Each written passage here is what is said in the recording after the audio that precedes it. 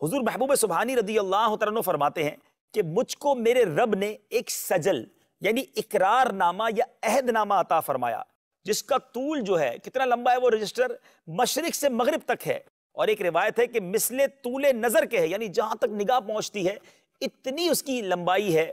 اس میں میرے سلسلے والوں کے نام لکھے ہیں اور لکھا ہے کہ یہ سب بخشے گئے۔ سبحان اللہ۔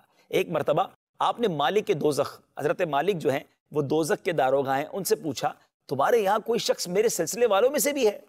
انہوں نے کہا جو کوئی آپ کے ساتھ نسبت رکھتا ہو اس کے رکھنے کا مجھ کو حکم ہی نہیں ہے۔ اللہ، یہ بات ہے نسبت والوں کی۔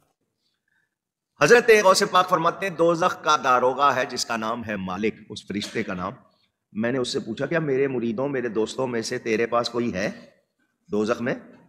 اس نے کہا مجھے اپنے پروردگار کی قسم کہ آپ کے مریدوں میں سے کوئی بھی نہیں ہے، کوئی بھی نہیں۔ فرمایا میرا ہاتھ اپنے مرید کے سر پر اس طرح چھایا ہوا ہے جس طرح زمین پر آسمان چھایا ہوا ہے۔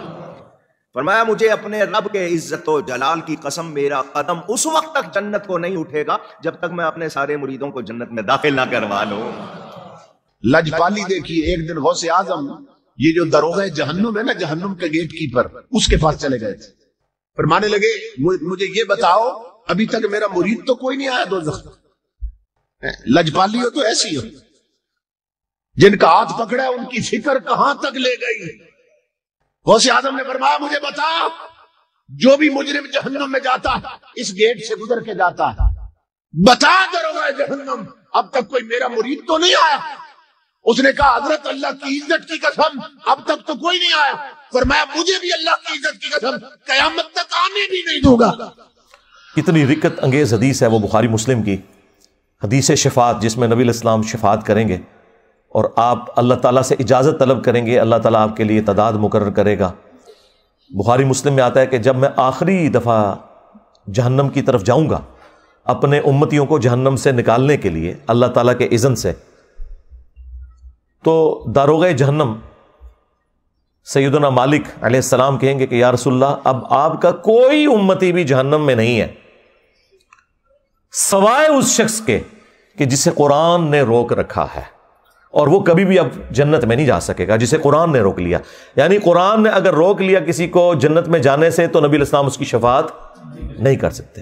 اور قرآن نے کسے روکا ہے؟ اِنَّهُ مَن يُشْرِكْ بِاللَّهِ فَقَدْ حَرَّمَ اللَّهُ عَلَيْهِ الْجَنَّةَ وَمَأْوَاهُ النَّارُ وَمَا لِلظَّالِمِينَ مِنْ أَنصَارٍ۔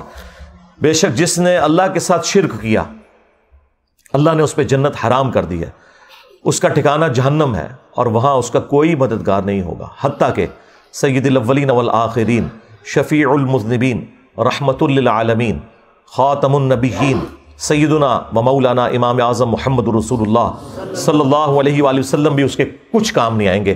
بخاری مسلم دونوں میں حدیث ہے، اللہ تعالیٰ نے ہر نبی کو ایک مقبول دعا دی تھی جو اس نے دنیا ہی میں کر لی۔ اسی دعا کی وجہ سے قوم نوح بھی برباد ہوئی، حضرت نوح علیہ السلام نے دنیا میں وہ دعا کر لی۔